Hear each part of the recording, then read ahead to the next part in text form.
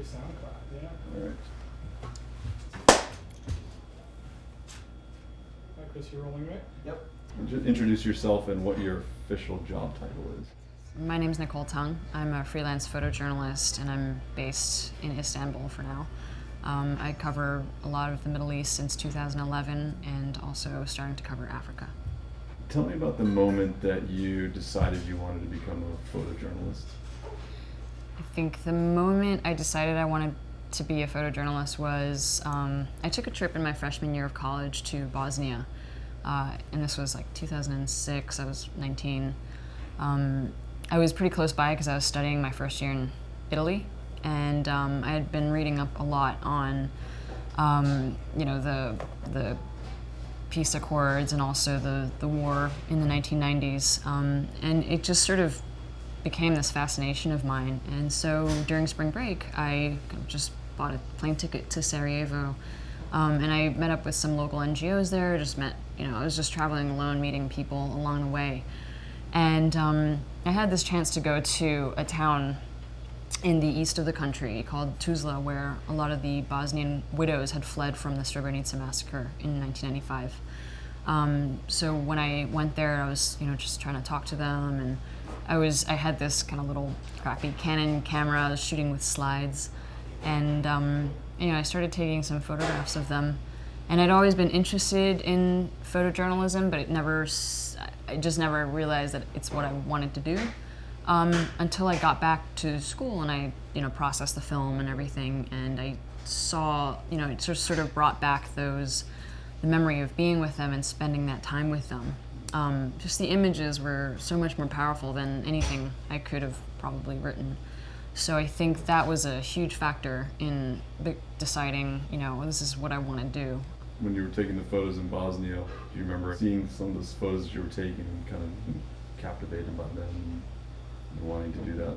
Yeah, so one of the photos that I took in Bosnia was of the women, the widows, who were sitting in a room. They were talking to me, and just as I was leaving, they all stood up, and I took quick photograph, and they were all kind of looking in different directions, but also the colors, because I was inside, I had slide film, and there was this weird fluorescent light. It just came out blues and greens, and the mood of that image and their disposition on their faces was, to me, like, wow, there are so many stories here that I just wish I could have had more time to listen to.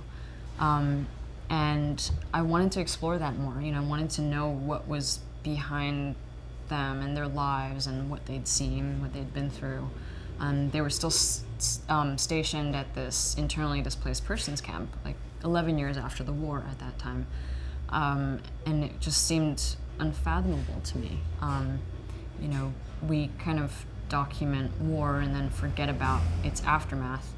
And I think that consequence became really important to me. I wanted to kind of, what is that process of being in a war and then having to deal with it afterwards, and who's most affected? So after Bosnia, you kind of fast forward and you entered this career in photojournalism. Explain kind of maybe the places that you've been in your career and projects that you've worked on, and kind of maybe some special moments during that time. So, yeah, I think since Bosnia and throughout college, I had, started to work on some projects. I got little grants here and there from NYU, where I was studying, and I went back to the Balkans. I went to Kosovo. I was trying to do some stories on human trafficking there that proved, and I was very young, so I didn't really know what I was doing. Just didn't quite work out, but still, I got to see Kosovo become a country, and it was in this transition in like 2008 where it had separated from Serbia. And then afterwards, when I graduated, I started freelancing here in New York City, and just kind of went up from there and started doing local assignments. And then once it hit 2011, when the Egyptian revolution had started, right after Tunisia, I'd always been fascinated by the Middle East. I did Middle Eastern studies, so I was like, I have to go. It's like the right time. So without an assignment, I jumped on a plane. I was in Paris at the time, and I just landed in Cairo. I knew there were a few photographers around that were friends, and Chris Honjos was one of them. So I didn't really feel like I was going completely into the unknown, but having no kind of Arabic language skills and never having been to the region, it was a little scary, going there. And it was like I arrived the night before Mubarak stepped down from power. And it was just this complete scene of, I don't know, I'd never really covered massive protests before. And walking into Tahrir Square was just this phenomenal event. And I think in hindsight, it's easy to look at it like, wow, it was such a narrow scope of coverage. But yeah, and shortly after that I went to Libya, shortly after that I went to Syria. And I've been kind of stuck in the Middle East since. Tell me about a little bit that first experience of going into a conflict zone for the first time.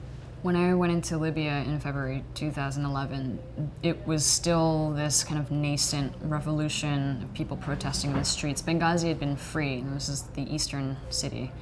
And it hadn't become a full-blown war until 3 weeks later. So I was there, and it just sort of happened very quickly. One day it was, kind of quiet, and the next it became a war.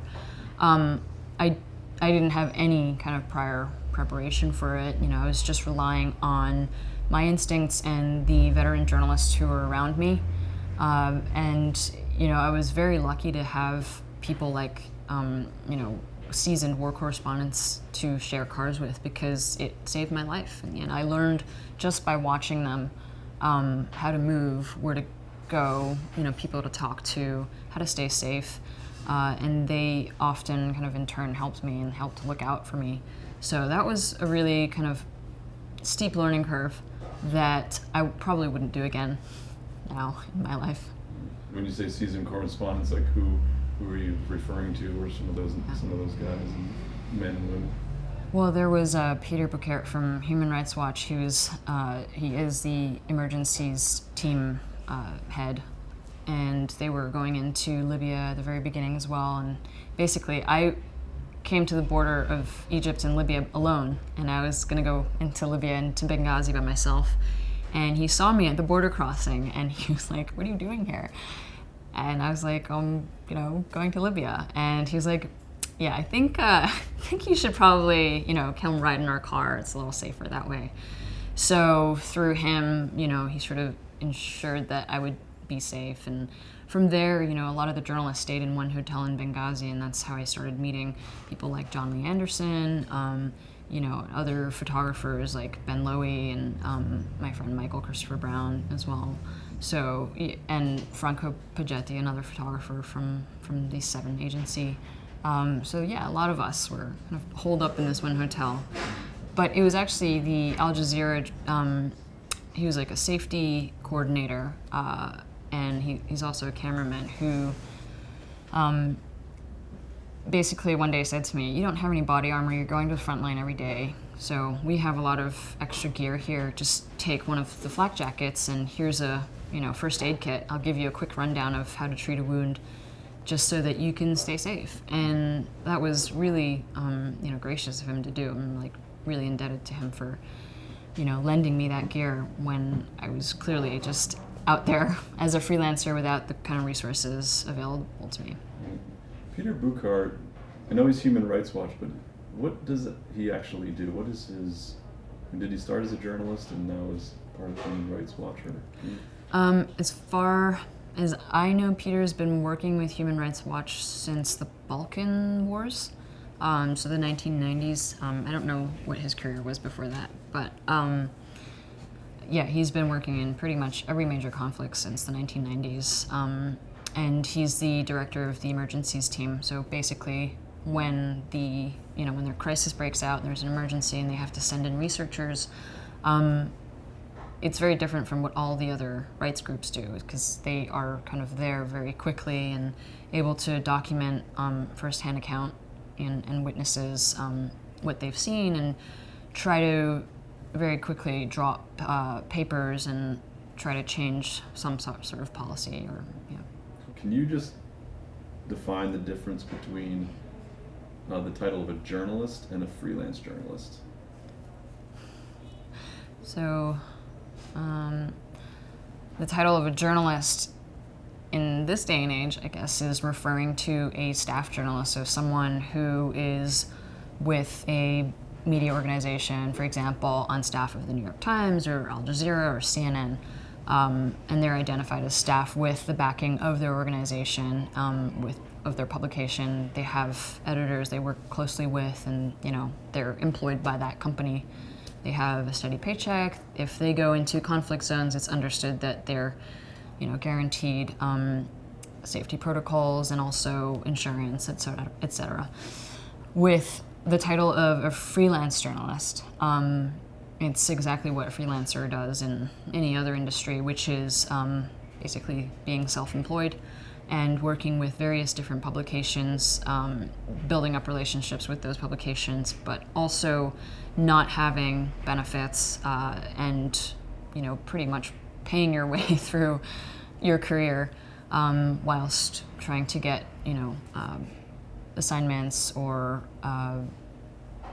work published with various media outlets. As a freelance journalist, will you get an assignment before you head off to there, or will you go to an area and do your journalism and then hope to sell it or cover it for media? As a freelancer, you can do two different things. One, which is being sent to a place by a publication, which means you're on assignment for them exclusively. Or you can do on-spec work, which is you go to a particular location, let's say, I don't know where it is, Ukraine or even Syria, which is what I did, and you come up with a body of work or a story, and then you sell it after the fact. So that's what we call on-spec work. Do you as a freelance journalist receive from government, private institutions, the freelance community itself, like what kind of practical support is there, if any? As a freelance journalist, the practical support we've been getting as of late has mostly been training and workshops and things of the like. Traditionally, freelancers really just didn't get any kind of support. We were just out there on our own. You pay for your own insurance sometimes or don't have insurance at all. And psychological support, you don't have anyway. But lately, because there have been so many more freelancers working in the media industry, there's a realization that there needs to be kind of more support and more training for the freelancers to work and operate responsibly. So there have been things like Reporters Instructed in Saving Colleagues, which is a medical trauma training course that's set up for freelancers specifically to train us in how to treat battlefield wounds if myself or my colleague is injured, for example. That course is free. And also organizations like the Rory Peck Trust have been trying to help give, scholarships or funding to freelancers to enable them to do other hostile environment training courses. But other than that, the practical support from the media organizations themselves when we're being put on assignment or when they take on-spec work from us, especially if we've worked with them before, has a lot of room for improvement still. So if there was one area where if you could say, this is where I would really like to have more support in, is there like a specific area that you would like to see kind of looked at as far as support goes? If there was one area in which I would want more support, that's probably, it's hard to say. It comes in different levels of priority. I think, safety training, first aid training. I did the R.I.S.K course, but you sort of need to refresh your memory every year on that. But also, personally, I just think the publications need to be fair with their payment. It's a very ad hoc situation and this freewheeling market where freelancers don't have a union to represent themselves. So it's really up to the publication and the freelancer, and often the publication is it's in their best interest to pay as little as possible. And the freelancer will often have to accept that rate because they don't want to lose the relationship with a publication. They want to establish a long relationship with them, so they'll say, okay, I'll take that day rate that you're going to give me, even though it should be more. Is your life worth $300 a day or even less when you're in a war zone? I don't think so. And the reason why I say payment is because we equate payment with safety. If I have to pay my way out of somewhere, I want to be able to hire a trusted driver. And this is one thing that relates to Jim that I always wonder about, which is, had he had a trusted driver that day he came to the border, would that have changed the equation or the outcome? Instead, he hired a taxi, just kind of a taxi that was sitting on the side of the road, and I would have done the same thing because it would have cut costs for me. I wouldn't have to hire a driver. I would just take a cab. So it calculates a lot into how we determine safety and all of that. What is the responsibility of a photojournalist in your mind?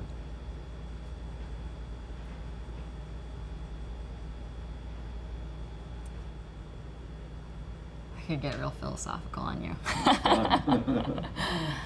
I think the responsibility of a photojournalist is to simply just document what's in front of you.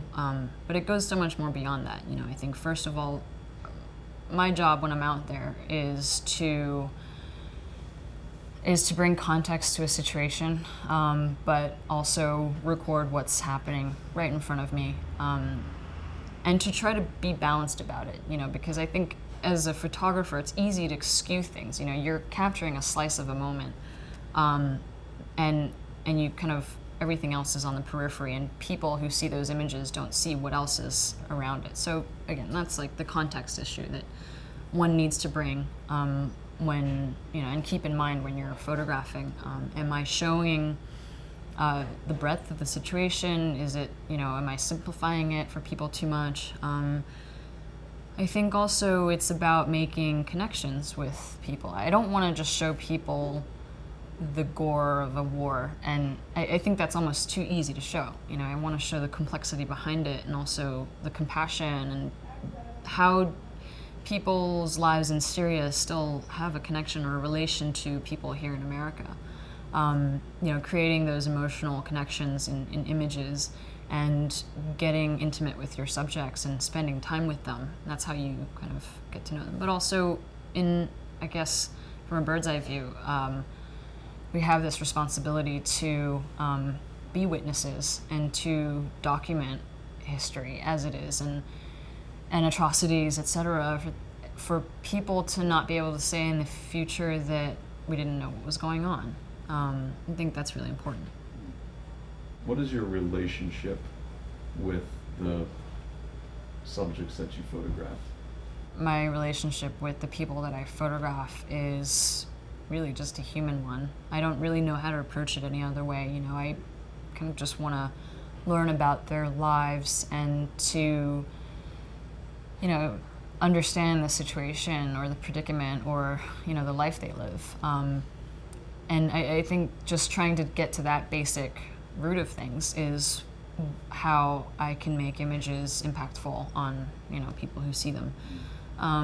Being sensitive to their culture, their religion, etc., that comes a lot with it. And I'd like to always be a fly on the wall, but obviously my presence affects how people act in front of a camera, so I'm never going to just be kind of unnoticeable. But yeah, a lot of the images have to do with my relationship with them, and sometimes I know that it's more distance than I'd like, but other times when you kind of spend more time with people, that comes through in the pictures.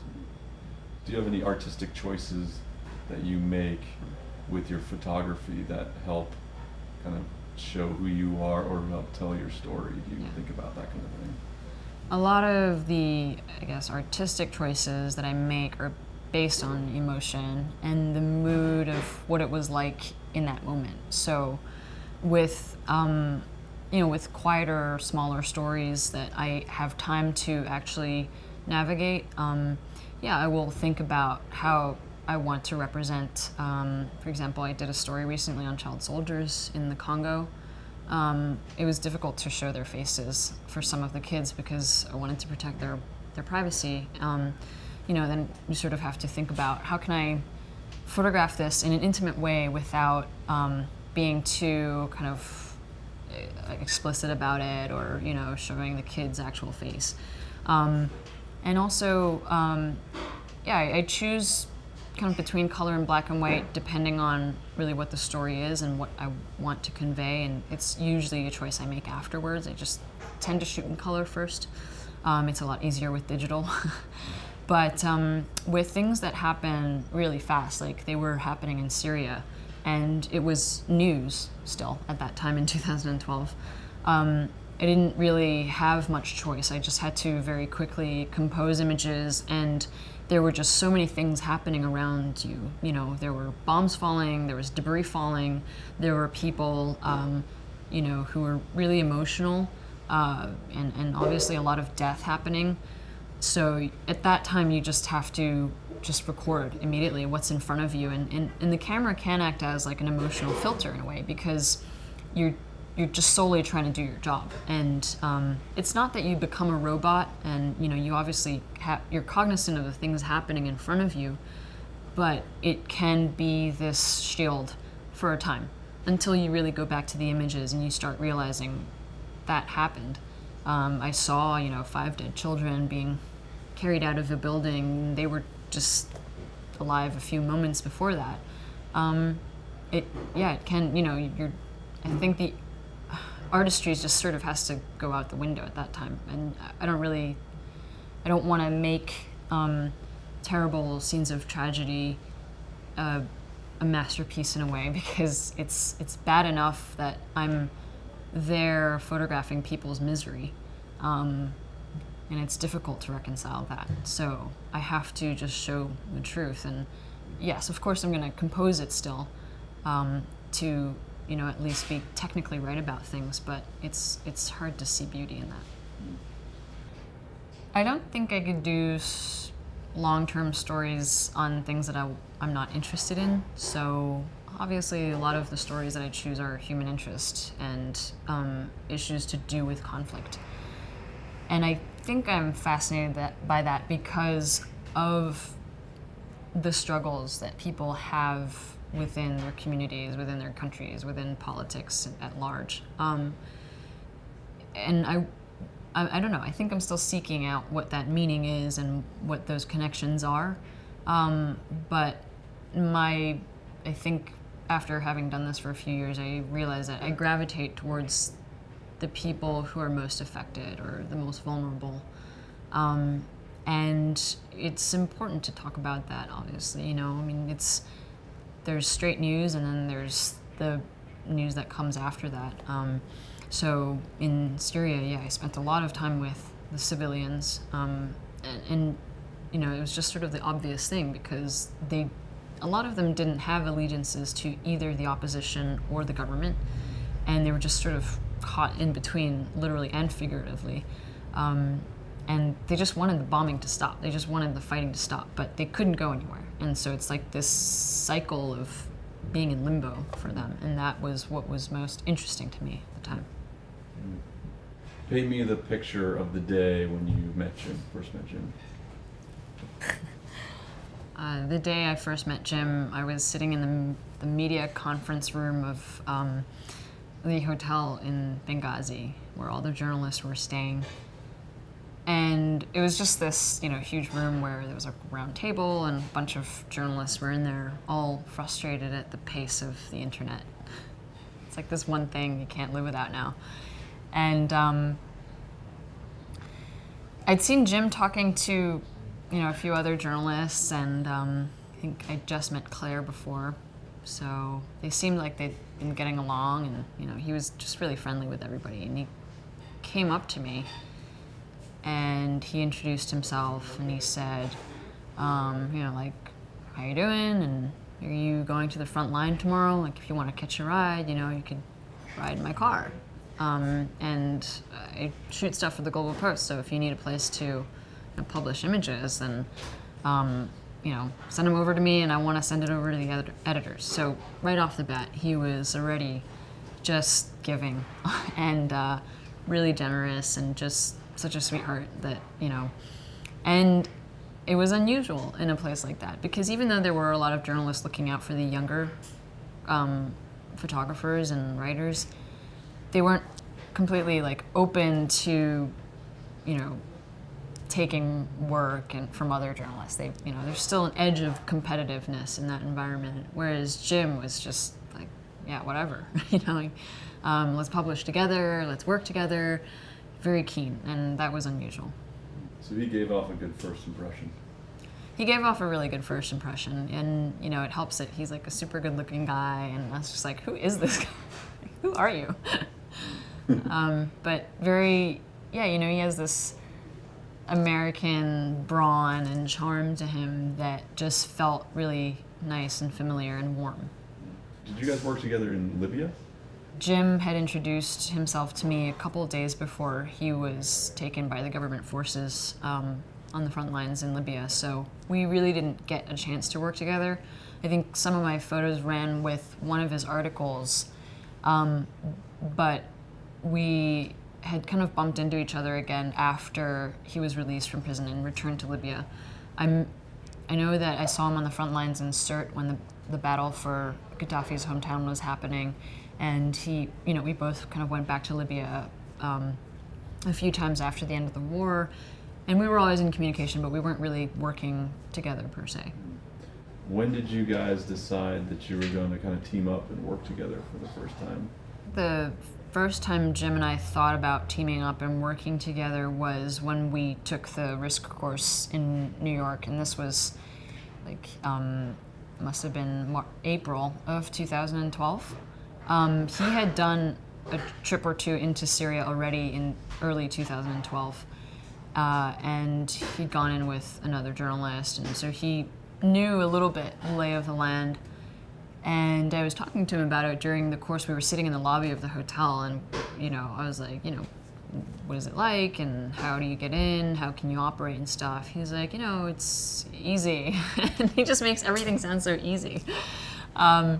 So he was like, if you're interested in going, I got contacts, whatever, and let's try to meet up in Turkey and go together. So we talked about it back and forth, and then when I'd finally gone into Syria on my own, and it must have been June, he was also back in Syria. We were trying to figure out a way to get further into Syria past this town called Idlib, and so we just basically kind of cobbled it all together. Went through our contacts and started doing trips in together.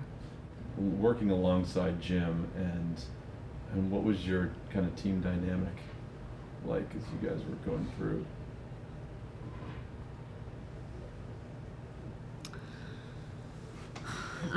Working with Jim was just easy. We never really had, we had differences, but there were good complementary differences in the way that you sort of need when operating in a very dangerous environment. So we were very good sounding boards for each other in terms of, okay, what do we want to do today? Is it safe to go there?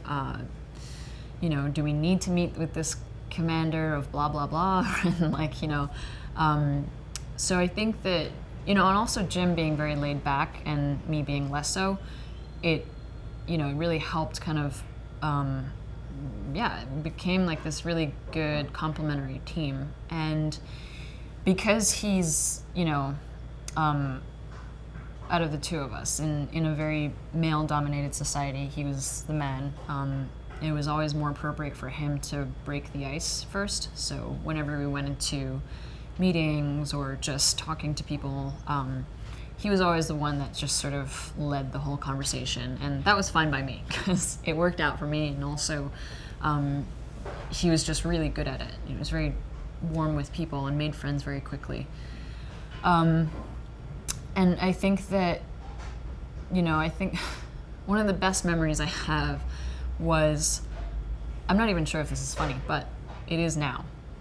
We went into Aleppo in the very beginning of July of 2012, and this was just before parts of the city had broken out into open conflict with the government forces.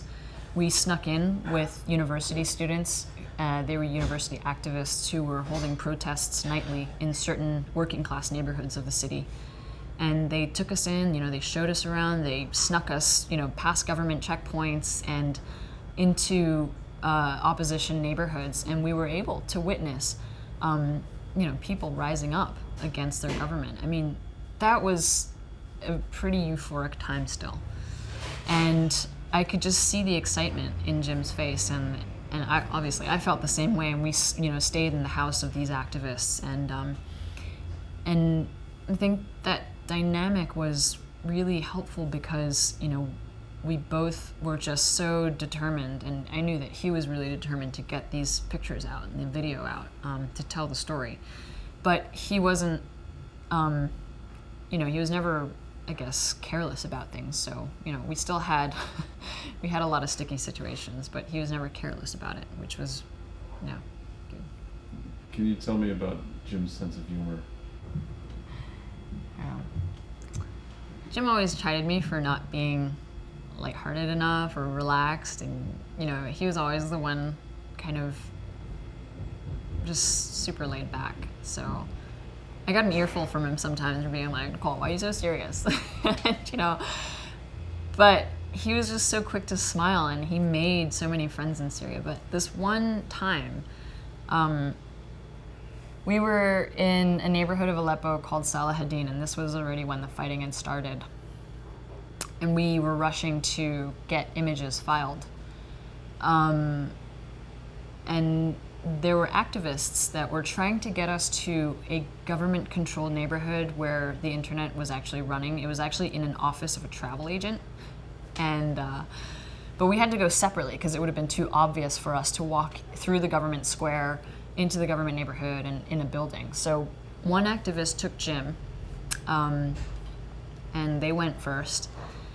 And another activist took me, but somehow we didn't end up on the same route, so I had to get let off somewhere a lot further away and ended up walking through a government neighborhood with one of my cameras in my backpack, my laptop, all the images that I'd had from opposition neighborhood. Obviously, I was in the country illegally, according to the Syrian government, so I was terrified. I was walking through this neighborhood that used to be a Jewish neighborhood in Aleppo. It was beautiful, and I remember seeing these desserts and pastries everywhere. I was basically getting a full tour of the city, and we had to walk through this square, and it was called Sadullah Square. It was like the main government square, and I would just walked in there, and the activist was walking in front of me, and I'm like, I don't think we should be here. There were posters of Bashar al-Assad everywhere, his father Hafez. And I was like, we're in the wrong, we need to get out of here. He was like, just keep walking. And we ended up on this street corner, and we had to go along that street, and there were government soldiers stationed underneath a hotel and at this checkpoint at the cross section of the street.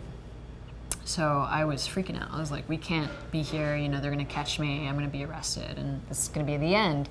And it's gonna be the end for you. And the activist was just like, no, let's just keep going. So I managed to just walk past this soldier who I knew was looking at me funny, but we made it into this building, and clearly I think when I got into this travel agency, Jim was already there kind of, working on his laptop, and he looked at me, he's like, are you okay?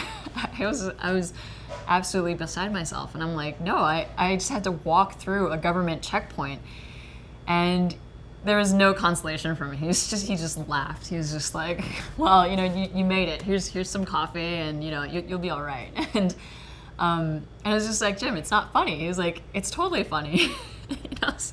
I was like mad at him for laughing, but when I look back on it, I was just like, I think he was just glad that I was okay. But I don't know. We had moments where there was just so much bad stuff going on that it was hard to find humor.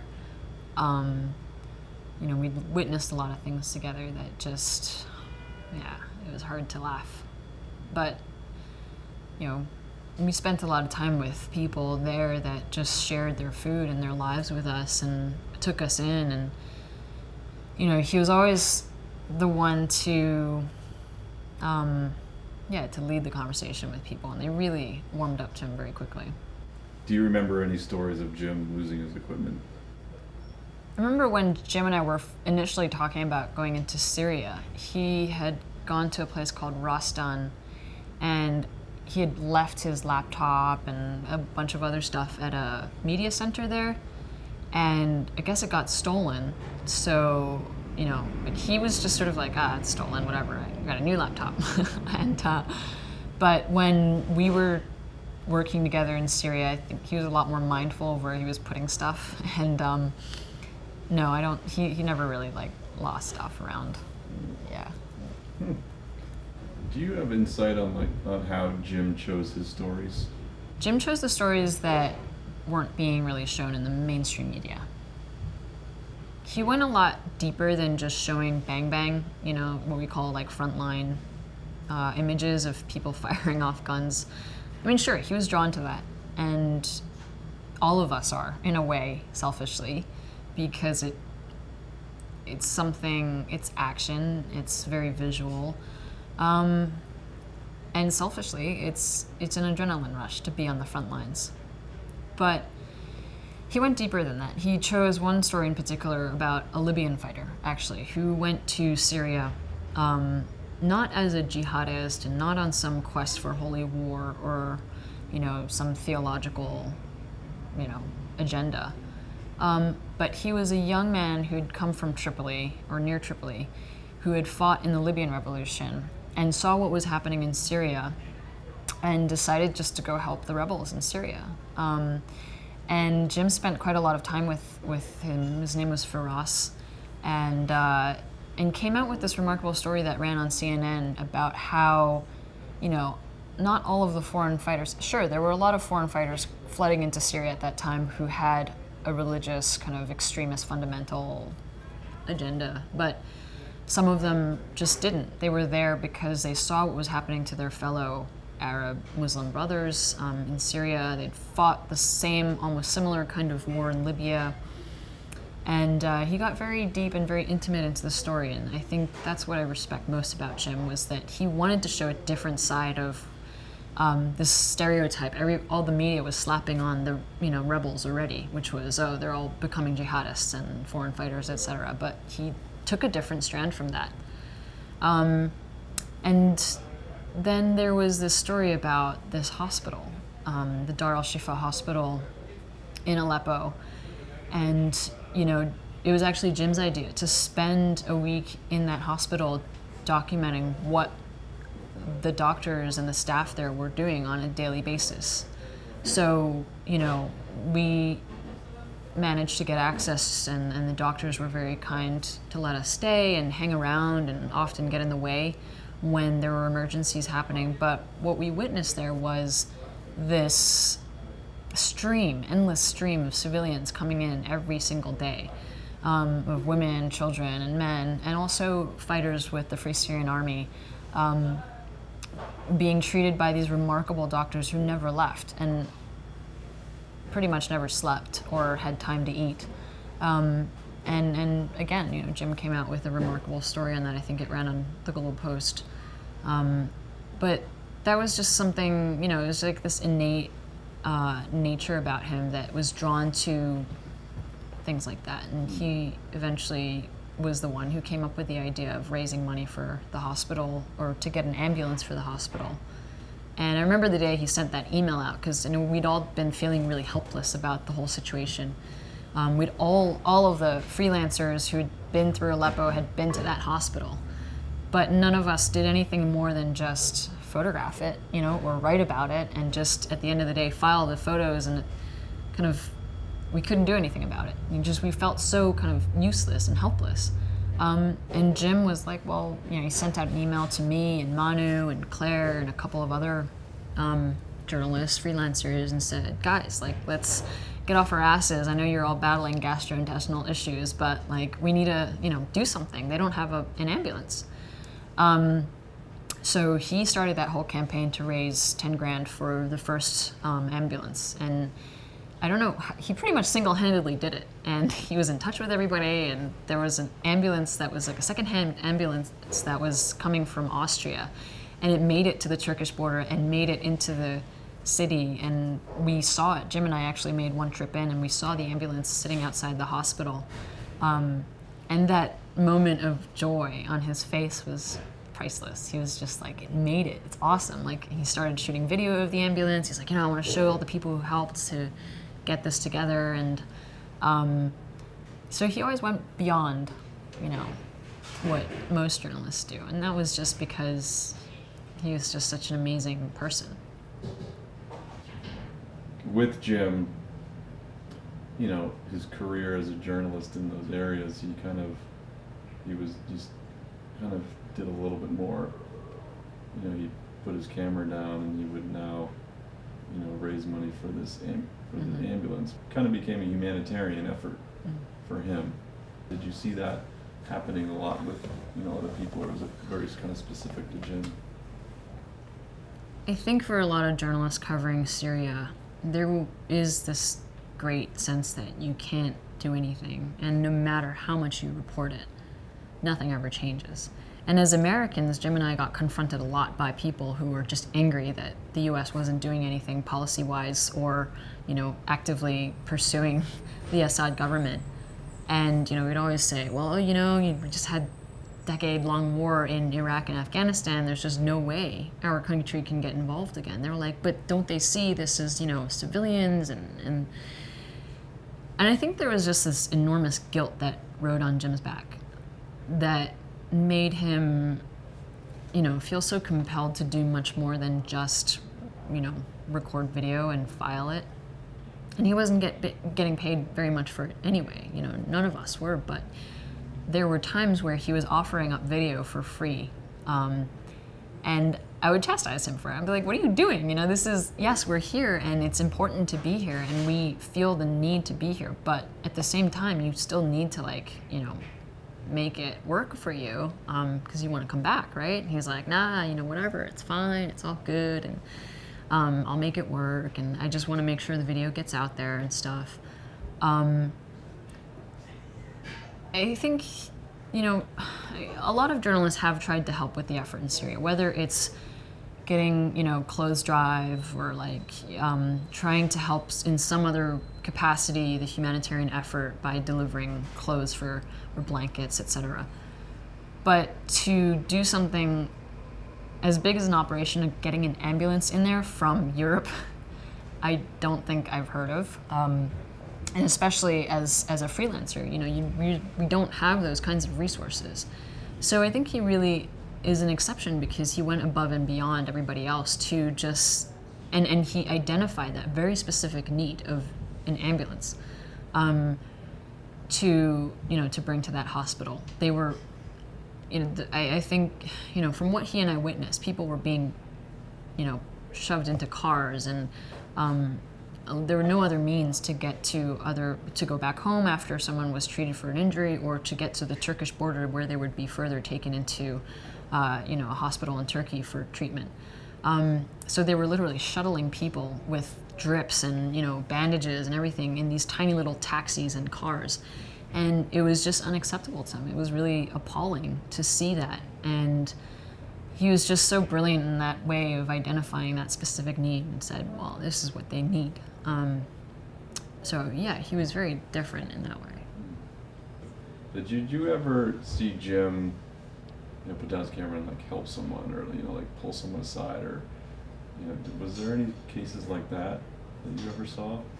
Early on in the fighting in Aleppo, we were kind of hanging out at this former school. Actually, it became like a command center for the rebels. It was a hospital as well, or a field hospital.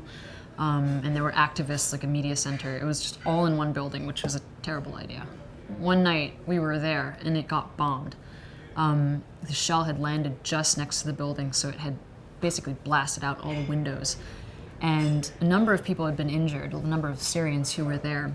And I remember it was really dark. There was no electricity, so it was like flashlights, these little pockets of light here and there. We were people screaming and groaning, and there was no way for us to photograph it anyway. But also, there was such a need that Jim. I remember I was trying to help somebody, and Jim started dragging someone else towards the field hospital that was in another room. And that was the time we were just like, there's nothing for us to do other than help people. It just like, I think you have to be a human first, and that's, he often saw that. But in a lot of times there were other people to help with, digging people out from the rubble. We would have just contributed to the madness. I think that he was always mindful of that, of not just, being a journalist. Can you kind of shed some light on how you and Jim dealt with those horrible things that you saw? A lot of cigarettes. There was one day in August in 2012 when we had woken up pretty late that day, and one of the activists, a Syrian activist, was taking around this neighborhood called Bustan al-Qasr. We'd spent a lot of time in that neighborhood, and we'd seen it transition from merely the protests to an all-out war. And this one morning in particular, we were walking towards, I think we were going to go see another activist somewhere and just hang out in the neighborhood. And this fighter jet just started circling above and just swooped right down and hit a building that was a couple 100 feet from us. We started seeing the civilians coming out and just clutching nothing, really just, ashen faces. There was rubble everywhere, and the women were screaming and men were screaming. Everybody was just like, it was chaos. And the plane came around again, dropped another bomb really close by, and actually we were right across the building, and we looked up and we could see the rubble start coming down. And that bomb had hit a family of 7, and it killed the 2 parents, 3 children, and 2 other cousins.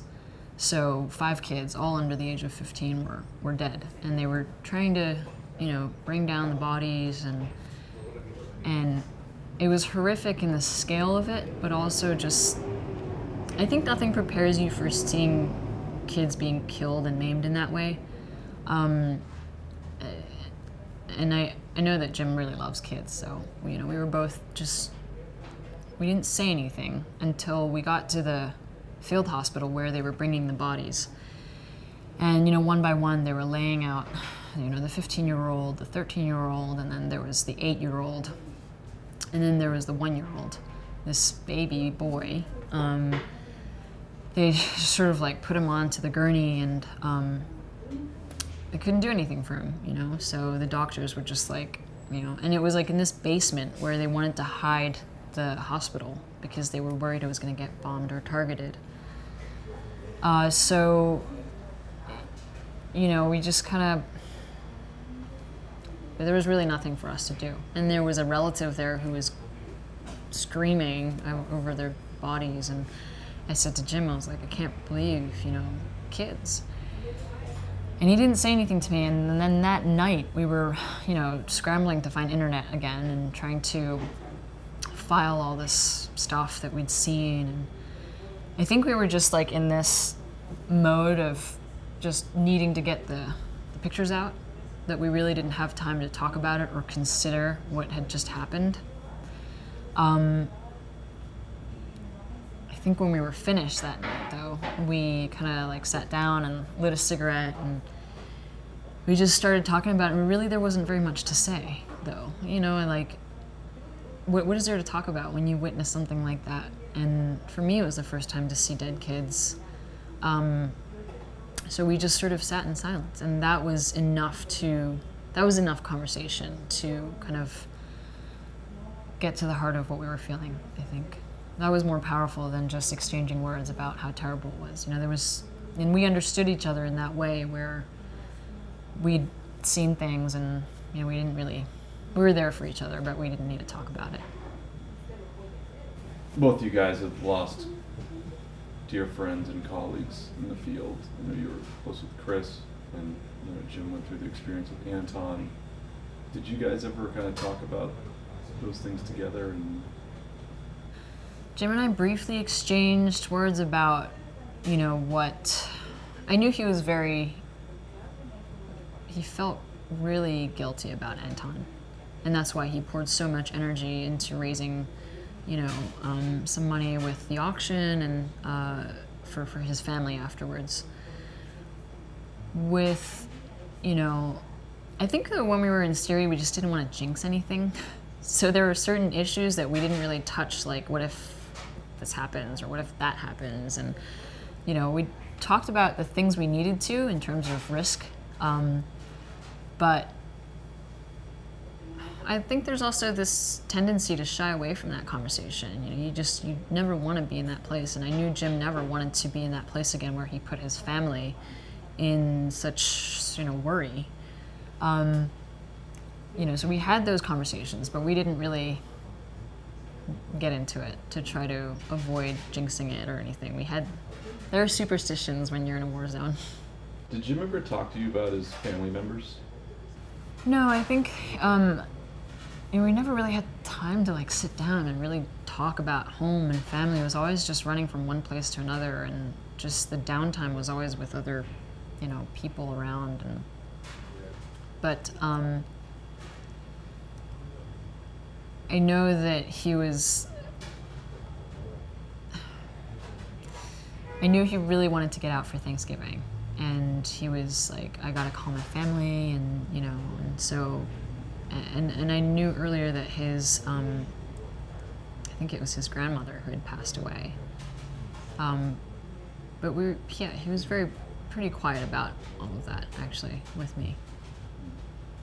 There's just so much about Jim as a character that, he had this machismo, and sometimes I don't know. Sometimes I don't know if he meant it, but just being kind of chauvinistic in a way, And I would just look at him like, "Are you serious?" But I sort of got the sense that sometimes he couldn't really understand the female mind, so he had a hard time figuring me out. And I remember one night we had this whole conversation in Istanbul that was really full of tension, because we'd just come out of Syria, and he was crashing at my place for a night before he went back to the States. And I think that trip in Syria had just sort of ground us down. We'd done so many trips into Syria, and it was just an awful, we were just psychologically done. And we were sitting down in this cafe in Istanbul having drinks, and it suddenly broke out into this argument for no reason about, what I thought he did wrong and what he thought I did wrong. And then at the end of it, I was in tears, and he's like, "Why are you crying, Nicole?" I'm like, "'Cause you're whatever, you're blaming me for something." And he's like, no, it's all good. And he just ended it with a hug, and I'm like, sometimes it was hard to relate with each other. I think I had a hard time understanding him, and he had a hard time understanding me. We understood each other in the context of dangerous environments. So when we came out into this normal atmosphere where things should be normal and there was no immediate physical danger to us, we sort of just didn't know what to do. It was really odd. What do we talk about now? What do we do? We're just going to go out for beers. And that decompression stage of the few days when you come out of a dangerous place can be the most messed up. You don't know what to do with yourself, and I think that's what he and I were going through. Did you guys ever talk about kind of the toll that what you were doing was taking on your families? Yeah, we briefly talked about it. I remember the issue of kidnapping, came up when in July of 2012 when John Cantley, who was Jim's friend, had been taken for the first time in Syria. I don't know how much I should talk about this, but like, we had just come out of Syria, and John was supposed to have contacted Jim. We were all supposed to meet up in Antakya. And we'd figured something had happened because I guess we thought that John had already gone in without telling us. And Jim immediately kind of became very suspicious and concerned that he hadn't heard from him. And when we sort of learned what happened, that John had been kidnapped, Jim and I were frantically looking for leads, and we'd spent that whole week trying to figure out who they were with and how to get them out, etc. And Jim really led that effort. But in between, we briefly talked about what's going on. Like, there are so many foreign fighters now coming into Syria. How are we going to work this? How are we going to go back in and operate safely? And I just remember him saying, I never want to put my family in that position again where, when I was in Libya for those 40-something days, like, it was awful. Like, I knew what was happening to me, but they didn't know what was happening to me, so all sorts of things can come up in people's imaginations. I just don't want to do that to them again. And so he wanted to avoid that at all costs as much as possible. The R.I.S.K program. Can you tell me a little bit about just the experience in that class and why you did it? So R.I.S.K stands for Reporters Instructed in Saving Colleagues, and it was set up by Sebastian Younger, who was a friend of Tim Hetherington. Tim was killed in Libya in 2011. He was actually injured by a piece of shrapnel from a mortar that had landed nearby, and it basically severed his artery in his leg. Sebastian always thought that had people around him knew how to treat that wound, maybe Tim could have been saved. Chris died from the same incident, and it was actually a piece of shrapnel that went under his helmet. So he was wearing full protective gear, but still died because of a little piece of shrapnel that went under his helmet. And so it was just this time where we realized freelancers and many journalists didn't know how to treat wounds. And I think, that experience, I was in Misrata at the time that Chris and Tim were killed. I was close friends with Chris. He was like a mentor to me. And I had known Tim just, passing in and out of New York and Libya. And I had admired both of their work deeply. So I think that whole tragedy sobered me up to the profession, but also the necessity for having certain skills going into the field, being prepared.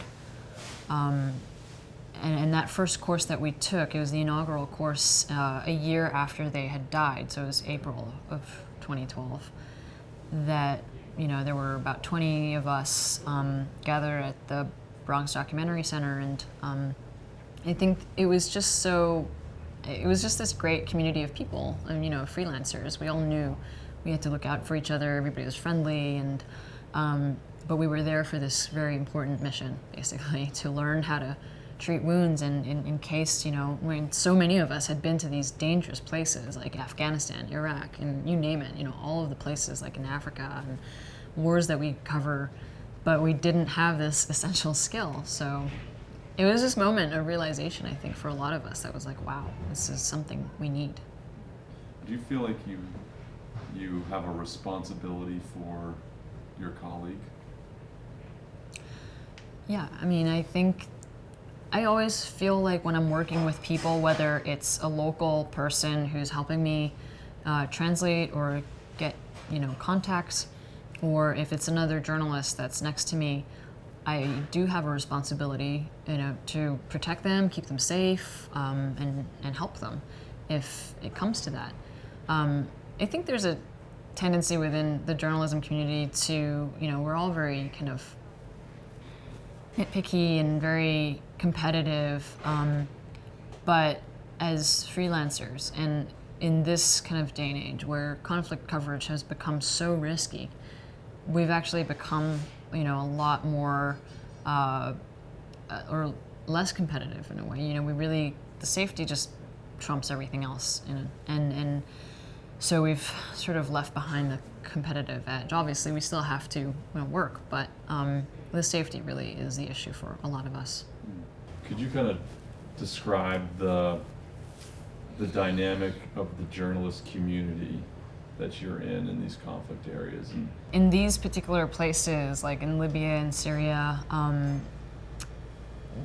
the more seasoned correspondents always have a lot more respect. Obviously, we look up to them and we kind of know their work from just my experience of growing up in the decade of the Iraq-Afghanistan war. I would read a lot of their articles, so it's quite amazing to meet somebody that's how you learned about these wars in the news and through these people. And so when you meet them, it's quite an honor in a way and quite an experience. Most of them are, extremely fascinating, amazing people who do care about younger journalists. And I've had that fortune of spending time with those correspondents. But within the freelancers, many of us in this particular generation, in our 20s, 30s, and 40s, have, never really experienced the luxury of journalism in its heyday. So, we always hear the stories about, being flown first class halfway across the world and, staying in the most expensive hotels. Like, we have never experienced any of that. Like, what we do is journalism on a shoestring budget, basically. So we've had to be a lot more resourceful in a way and just more street savvy. And we're always trying to help each other out with that, what we know. And Steven Sotloff was I was trying to get a visa back to Libya, and I barely knew Steve, but he messaged me that day on Facebook, and he knew that I was looking for a way to get a visa, and he just gave me all the information. And that was just that's our community in a way, and it's nice to have that kind of support from each other. The fact that Jim was older, did that kind of affect how he fit into the community? How did he fit into this journalist community? I really think it has a lot to do with the level of experience. He'd been to Afghanistan prior to Libya when I met him. Libya was my first conflict. I'd never, covered a conflict, and, I was younger, but he never put himself up on this pedestal where it's like, I'm experienced and I will tell you what to do. And I think he fit in so well with everybody because he just leveled down to people. He would always kind of meet people on eye-to-eye level. It wasn't ever like he was above you or anything. And that's why he was so likable. He just kind of connected with people very easily. Someone described Jim that he was a journalist's journalist. Can you kind of tell me what you think that means? I think when people say that Jim was a journalist, they really mean that he was just this charismatic, very intelligent and very caring kind of person. It was really about his personality. And, journalists are all very varied people. We all come from very different backgrounds. But I think that the way he associated with people, the way he connected with them, and the fact that he was so both resourceful and helpful to others without ever seeming like he was competitive, just made him, so likable, and I think that's what people mean when they call him a journalist. He cared a lot more about the stories than your typical journalist would. We all love Jim. We talk about him, and he was great. Everybody will probably say the same thing. But I think what makes people really relatable are their flaws. Can you tell me some of Jim's flaws? Jim and I both shared the same flaws. We hate admitting being wrong. And there was a time when I was wrong and I refused to admit it to him, and it was a dangerous situation. So we were in Aleppo again, and we had gone to the university where refugees or internally displaced Syrians had started flooding into the university because there was some shelter for them. And it was technically in control of the government there. we weren't really supposed to be there, and the people working there with the red crescent were seen as being kind of on the government side. So when we started getting questioned by the staff there about what we were doing and if we were there, if we were really allowed to be there, I was like, of course we're not allowed to be here. We're here illegally. And Jim was like, Nicole, what the fuck are you doing? You know, I got into a kind of argument with this guy who was questioning us, and I got very angry with him, and Jim was like, Nicole, you gotta calm down, get in the car, let's get out of here. And when we got out of there, he was like, you realize that was like really stupid. And I was like, no, I refuse. You know, I was being really stubborn, and I was like, no, it was just that guy was being a pain in the butt. And finally, hours later, he was like, just admit it, you were wrong. I was like, okay, fine, I was wrong. And in the same vein, Jim didn't like being wrong either. We somehow had gotten separated from a group of rebels that we'd spent a lot of time with on the front line. We were looking for them that one day, and it was in this neighborhood called Salahadin. We didn't really know where to go, and it was, you know, at this time in this neighborhood, it was a very, you know, the front lines were always shifting, and you were literally never further than 2 or 3 buildings away from the government forces. So we were trying to decide which direction to go. We had no idea where we were. We were lost. A very bad situation to be in. One of the civilians came up to us, and we'd never met him before. And he was like, you know, come with me. I'll show you, you know, where you want to go and whatever. And I was like, Jim, I don't think we should trust him. You know, we don't know if he's like a spy or, you know, where he's going to take us. Maybe he doesn't even know where the snipers are. I'm going to stay right here and like try to figure this out. He's like, no, let's just go. We had this back and forth, and we had this whole argument about it actually.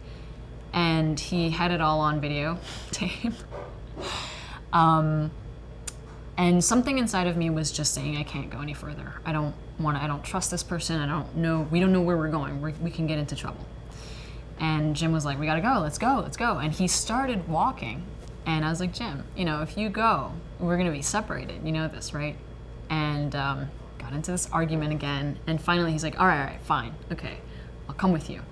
So we walk back in this other direction. We find our guys, and 5 minutes later, on the street we were gonna cross, comes this government tank and starts firing at the positions of the rebels. And I was like, see, we could have gotten into a lot of shit. And he was like, no, we would have been fine. I was like, Jim, you were wrong. Admit it.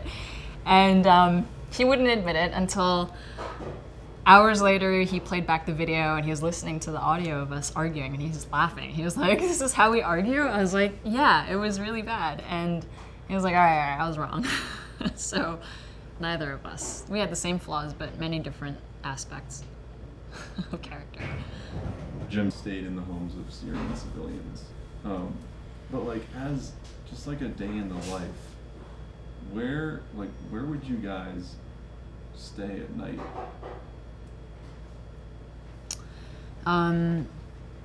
So working in Syria was really difficult because there was no place where we could be safe.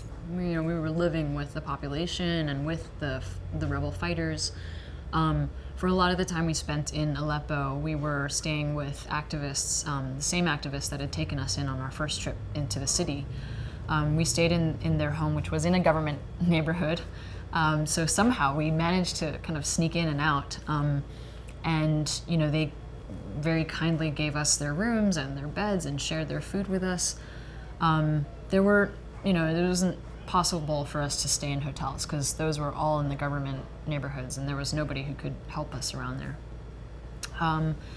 But in some other areas, we stayed with the rebel fighters, and this was often probably like the hardest situation to be in because they would separate me. As a woman, I would have to sleep in a separate room from the male fighters.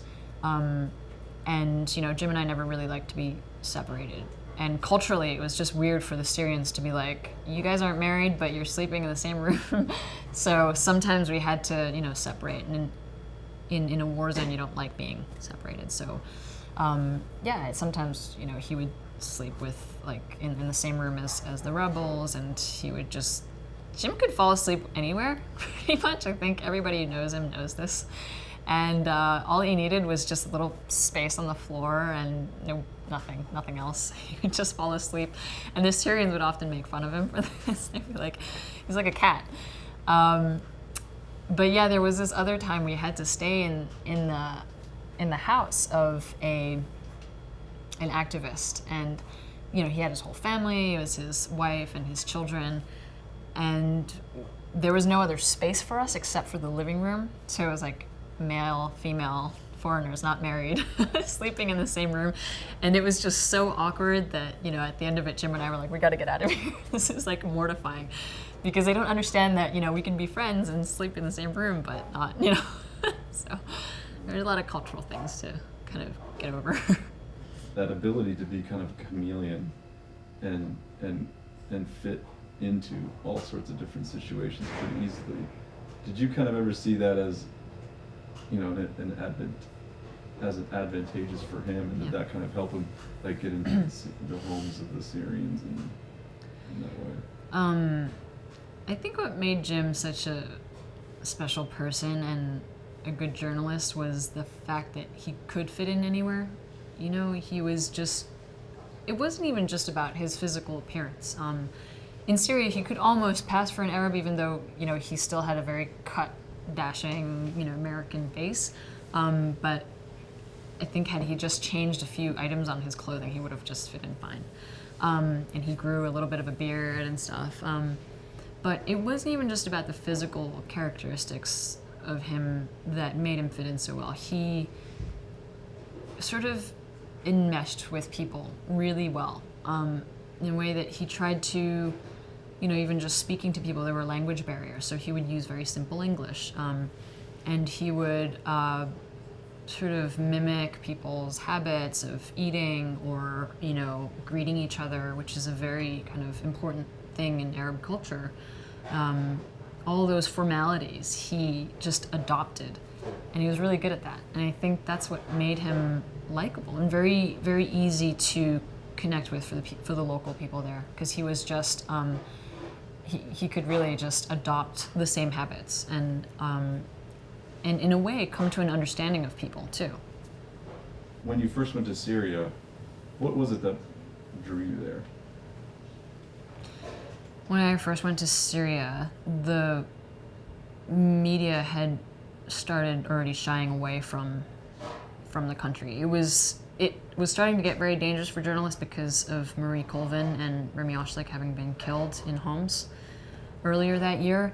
But also, I think that the media was just scared that it was so complicated to explain, and there was so much else, that year was just crazy. There was so much happening around the world. There were revolutions everywhere. I think, and the editors started getting worried about putting staff journalists in. So when I first went into Syria, I realized that there was just very little media coverage and understanding of what this conflict and what these protests were about. And I wanted to keep it on the front pages, and that's why I went in and continued to want to go in. How did you guys navigate the constantly changing political landscape of Syria? And were you aware of all the moving parts that were happening politically in the country?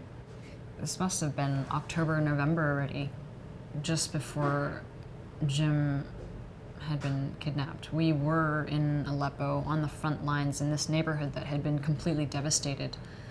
And we crossed a few front lines, and then we got into this building where there were rebel fighters. And we knew that they were going to be more conservative than the ones we were sort of hanging out with a lot. But we didn't realize that there were going to be foreign fighters there. So when we got upstairs, the fighters just kind of like separated us into another room. We'd passed one room, seen a bunch of people inside, and then they were like, no, go into the other room. And we started asking questions. We were like, well, who's in the other room? And, who are they? And just like trying to be casual about it. And they were like, oh, there's like some Bosnian guys. And like, that was a moment where I was like, this is bad, because John had already been kidnapped. And you just never knew what was going to happen. I think it's one thing as a journalist to be working in a place where you know there are all the elements of a conventional war, like bombs and bullets, and you can deal with that. But the uncertainty of another person turning against you it's so random that, I mean, that was what we were all kind of afraid of. And we'd already come across people that were giving us very unwelcome, unfriendly looks, and there were parts of the front lines we couldn't go to because they didn't want foreign journalists there. So it was already changing, and it was becoming this sort of dangerous environment for journalists to be in. But keeping tabs on the changing political landscape in Syria was next to impossible. There were so many groups and splinter groups and leaders and things that were happening and moving parts that you couldn't really even be aware of, especially when you're on the ground, because so much of it was rumor. And separating fact from fiction was really difficult because of communications, and also you stay with activists and rebel fighters who have an agenda. So sometimes, their views are skewed as well, and that informs your information, which can never be good. So it's really not until you get out and kind of can zoom out and see the context and the war for what it is and the different, parties involved that you understand what's actually happening. When you're there, you're just so focused and narrow on the immediacy of what's around you that it can be hard to contextualize. Can you tell me about your encounter with those foreign fighters in that room? It was that time in that building with the foreign fighters. It wasn't the first time we'd come across them. Sometimes we'd just sort of randomly run into them on the street or in media centers, and it was always this look that they gave you. It was just this very I don't even want to say blank look, but it was a complete kind of look of resignation in their eyes, hatred that for Western journalists being there, women, and it just created this very unsettling feeling for me. I didn't really want to approach them. I didn't really want to talk to them because I didn't want to get into that situation where they would start asking me questions and then assume.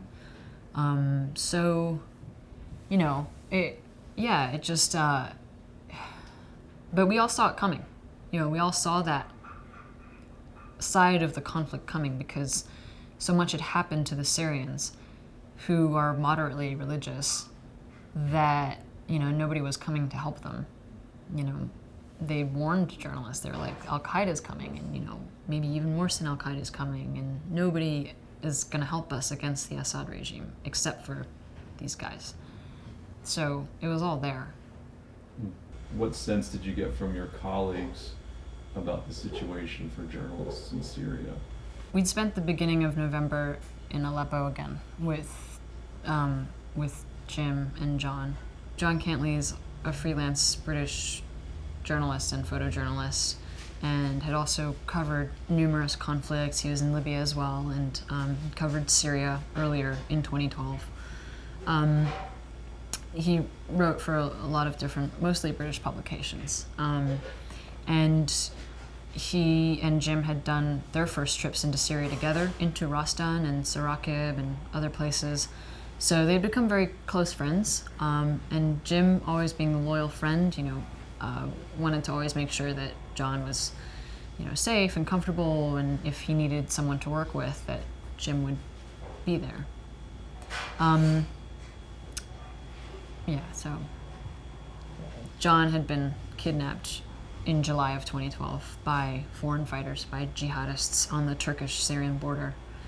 And when he was released a week later, he went back to the UK, kind of healed up, and then decided to go back into Syria again in the fall. And that's when the three of us went to Aleppo together to just see what the situation was.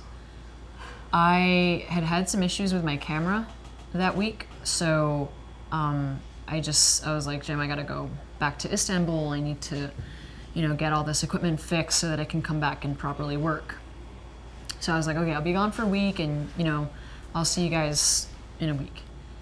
And so it was just Jim and John and their translator Mustafa, who's become a friend of ours.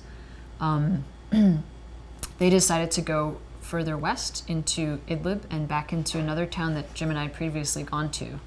We knew the commander there, and we knew the area. And so him and John had gone back to that area, and we're doing stories and stuff like that. And meanwhile, I was like trying to make my way back down to southern Turkey, and I was on email with Jim here and there, and I was just catching up with him. I was like, hey, I'm going to see you in a few days, right? I'm planning on going in. I want to do some refugee stuff.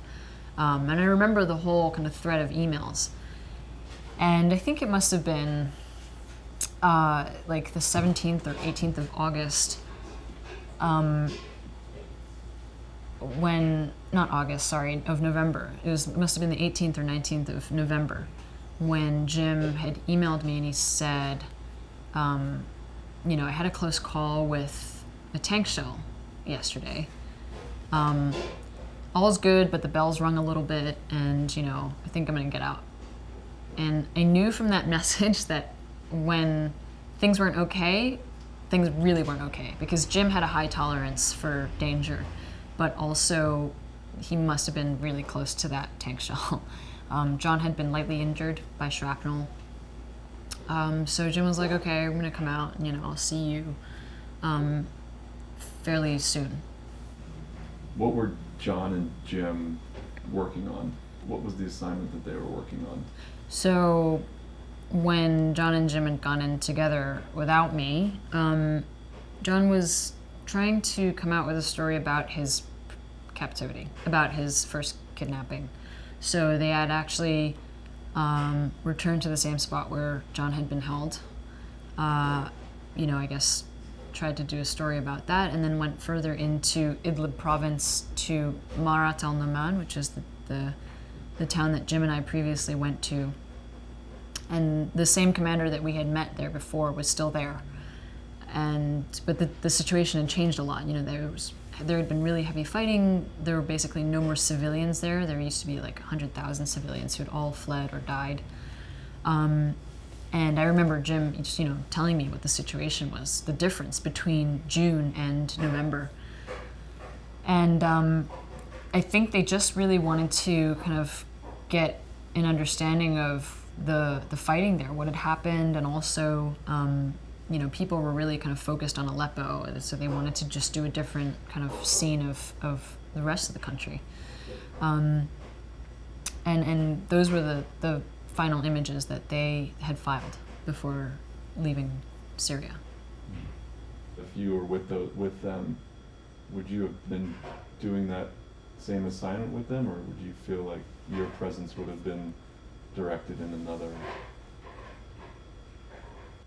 story? The moment when I said bye to Jim in Turkey before I went to Istanbul to get my cameras fixed, and him going back into Syria, we're standing outside the hotel where we're staying, and I remember just like I had all my gear with me, and I was like, okay, I'll see you, soon. And I had this feeling of reluctance to leave, because I was like, I'm gonna miss something, and it's always just like this curse that journalists have. They think they're gonna miss something, and in the grand scheme of things, does it really matter? No. But I remember feeling kind of like I shouldn't leave him, but I have to because I don't have gear. I don't have working cameras right now, and I'd stuck with, he and I had stuck together for so long working in Syria and having gone through so much that it almost felt wrong to not go in with him again. But I trusted him. And I knew that he was going to be okay. I think had I been with them on that last trip, I would have probably been doing the same story, because they were doing stuff on fighting, and there was heavy fighting where they were. I'd already sort of grown a little bit tired of that, and so had Jim, but it's always just that, we got to get that story out. So maybe I would have been doing something on civilians, or I'm not sure, but there's always that 1 or 2 days where you just want to like cover the front line, and maybe that was the 1 or 2 days I would have spent with them. Knowing that he was going to go into Syria and without me, it haunted me a little, because for that week I was like, I was checking in with him every day. I was like, I haven't heard from you. I was like being a nagging mom, I was like, why aren't you emailing me, and why haven't I heard from you? And he's like, dude, I was like, I have no internet, there's no electricity here. He's like, I'm fine. And so I was worried about him, but there's like this one thing that he and I shared, which was our lucky lighter. And I'd bought it in Turkey. It was like a little blue lighter with it's very common in the Middle East. It's like the evil eye to ward off evil spirits, and it was printed all over the lighter. And Jim and I had that for months when we were traveling in Syria, and for some reason it never ran out of lighter fluid. We used it for like everything, lighting stoves to make coffee, and lighting cigarettes, and whatever else we needed it for. And between him and I, we just called it the lucky lighter. He's like, hey, I need the lighter. I need the lucky lighter to light my cigarette or whatever. So it was just that superstition that if we'd had this lucky lighter, everything's gonna be okay. It's just like this stupid idea you put your hopes into one object to make it feel safe. And I think about this a lot. I think about it a lot afterwards, that he didn't have it with him. Maybe if I just gave him the lucky lighter, everything would have turned out okay. I don't know. But yeah, I think in a way it maybe did upset the working relationship, or the balance that he and I had shared for so long on the road. I don't know. It's a lot of what ifs, maybes. Can you kind of paint a picture of the day that Jim was kidnapped? The day that Jim was kidnapped, I was in Antakya, and I was going to go to Reyhanli, which is the border town where I was going to meet him, actually. So I was actually on email with him. He was at this internet cafe in Binnish, and he'd been there for a couple of hours. He was filing, and I'm like, I don't think that thought had occurred to me yet, but I was like, why aren't you filing when you come out? He was there for a period of time, and we were back and forth on email, and we were talking about what we would do, and how, basically the plans of where to meet and what time to meet. He was like, yeah, I'm ready to get out. I have this other assignment with a German TV, broadcast group in a couple of days. I just want to come out for a bit. So, we were also talking about how the Dar al-Shifa hospital in Aleppo that we'd been documenting had been destroyed, and we both felt terrible about it. We felt like so, hopeless and sort of useless. So these little conversations and strands of conversations that were happening in the email threads came up, and I was like, well, are you going to come out? What time should I meet you there? I'll make arrangements now, and, is Mustafa, our translator, going to come out with you? And he was like, yeah, it's all fine. I'll see you at, I'm leaving in about an hour. This was probably at about 2 p.m. local time. And I would have seen him in about 5, because it took around 2 hours. Normally it's just a 45-minute drive, but because you had to go through smaller roads to avoid government areas.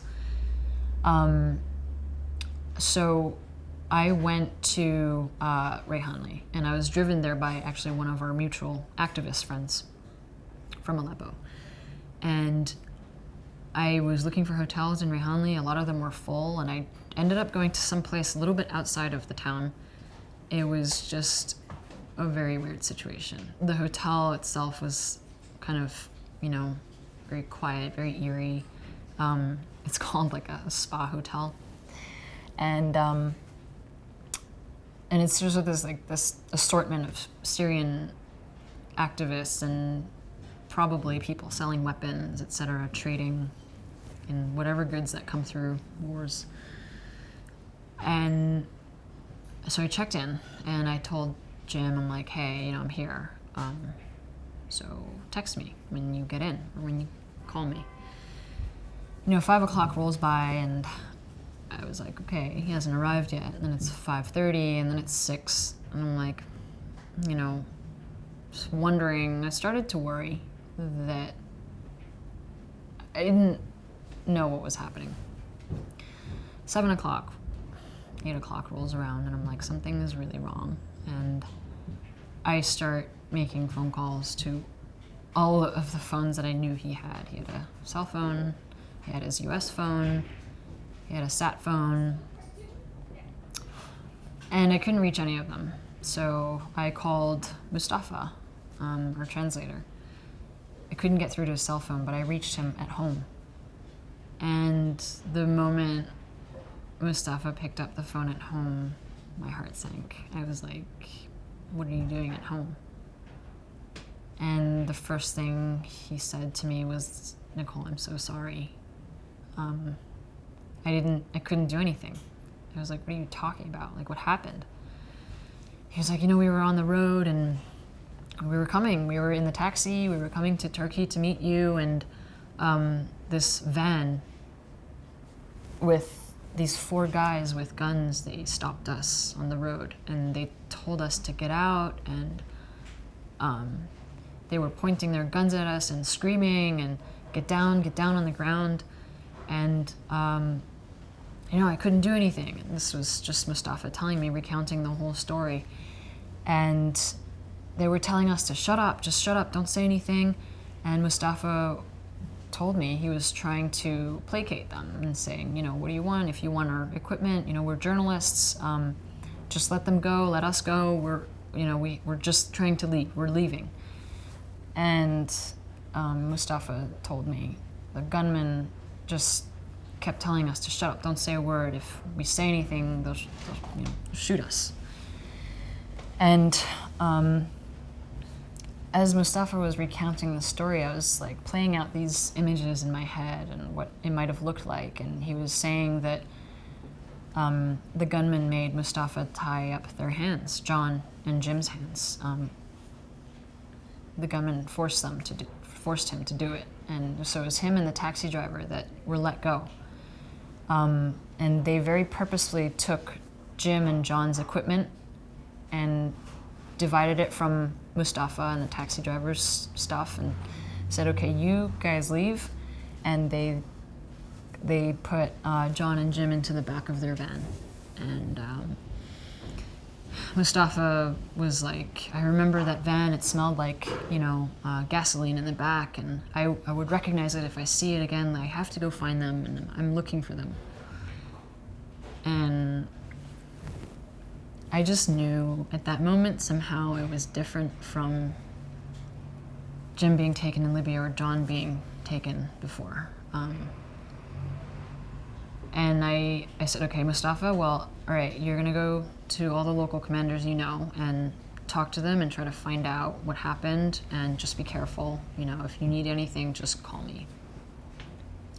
So I hung up and I just started crying. I was like, I didn't know if I was gonna see Jim again, and that was the first thought that came to my head. Not the most positive thought to be thinking, but the kidnapping had already gone on for a few hours, so I was like, okay, I just sort of switched to this, like, okay, need to focus and figure it out. So the first thing I did was I called Claire, or I emailed her, and I was like, there's bad news, I need to talk to you, I need to get through to Jim's family. And then I started emailing a very close-knit people of journalists and Peter Buchert from Human Rights Watch, just to kind of put the word out there and to see if there was a way we could touch base with the local Syrians that the journalists knew to start putting out, the word and information. And nothing came back. We actually held back from telling Jim's family for that night because we wanted to confirm, we wanted to make sure this was really, we didn't want to upset the family by giving them false information, or going to them and saying we don't have any information. I felt responsible. I felt like I have to do something, and I didn't have anything. I didn't have anything to tell them other than that he was gone. I didn't know where he was. So we kind of kept it to ourselves. And Claire was like, okay, I have Diane's number, and just let me know what's going on and whatever. She's like, I can come to Antakya, wherever you are, like right now. So, I didn't even get to say bye to Jim. It was just like, okay, see you in a few hours, and it was all just so normal and so kind of like casual. I don't think he felt that there was anything wrong in the few hours leading up to that. He just seemed like he was focused on filing his stories. So, from that point on, the next day we had to let the Foleys know. And Claire was the one who made the call because I didn't know Diane. So for the next, 3 weeks, there was just dead ends and false information and rumors and people being scared of talking because they had a suspicion of who maybe was responsible and they didn't want to get entangled in it. So for the Syrians particularly, they were worried about sharing any information with us.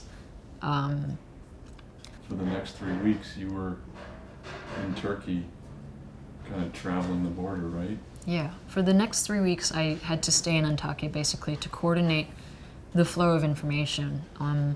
There were a lot of leads and a lot of people looking, and I had to kind of just lay everything out. The names and who was who could help us. Was there a senior religious figure, a sheikh maybe, that could communicate with the leader of another Islamist group that we know of that might have him, or might be able to reach out to another. There was just like this web of people and information, and none of it which we knew was if it was true or not. So there were a lot of other journalists kind of involved in this effort, and every day it was just emailing and phone calls and talking to Phil Balboni and talking to the Foleys, to Michael, just trying to figure things out.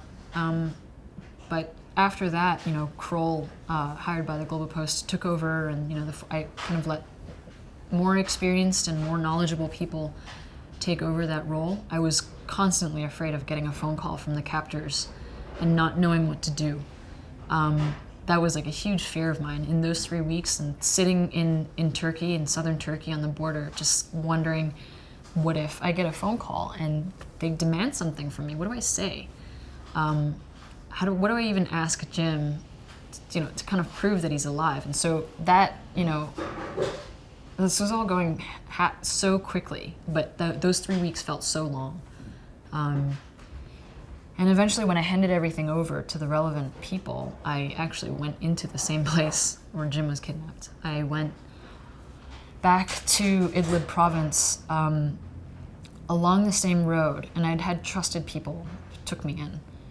But I remember just going on that strip of road, the same place where Mustafa had said that they were kidnapped. And it was near this tile factory beside this village. And I just remember thinking, there's nothing remarkable about this road. Maybe there were witnesses, I don't know. There were very few cars. And I was just wondering, where he could have been close by. For all I know. But I went in and I talked to people from the Free Syrian Army, and I just said, listen, I really need your help. You know Jim, and you know how dedicated he is. And so people were trying to help, but they had their own war to fight, and they had their own suffering to deal with. That, there was no way I could expect them to, prioritize Jim. So it just seemed very hopeless.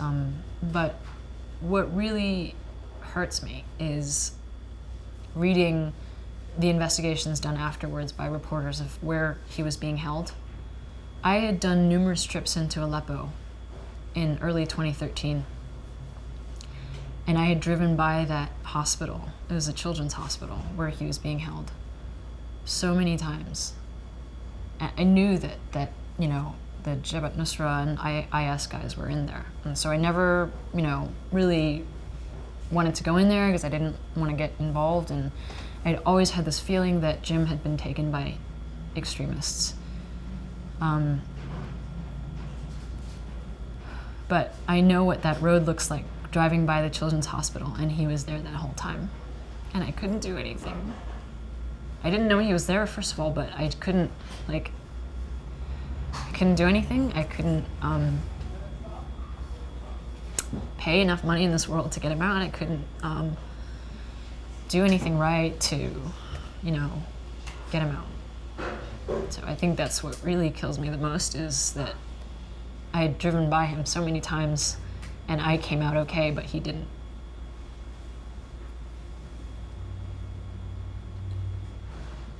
The fact that you decided to go back in knowing the landscape of what was going on, I feel like is really incredible, and it shows that you felt a responsibility and you had a friend in there. Yeah. Well, I went back in because there was just like this urgency to do something. I couldn't just sit in Turkey and coordinate information. For all the help that might have been or appeared to be, didn't really do anything. But, I just felt like I can't sit here and not try to look for him. And maybe it was stupid to go into the same spot where he was kidnapped, because the same thing could have happened to me. And I was very aware of that risk.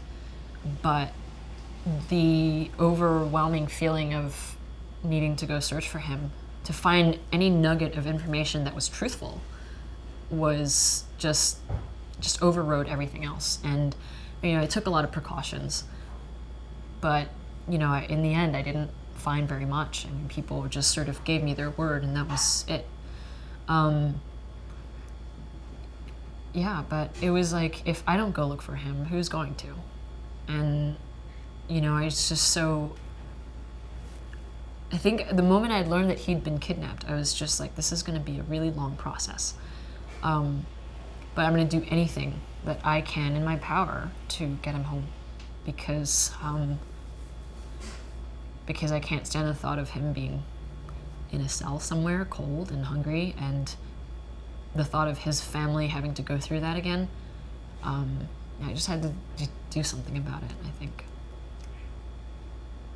Has that changed your approach to your job, and how's it kind of changing the profession of journalism in general?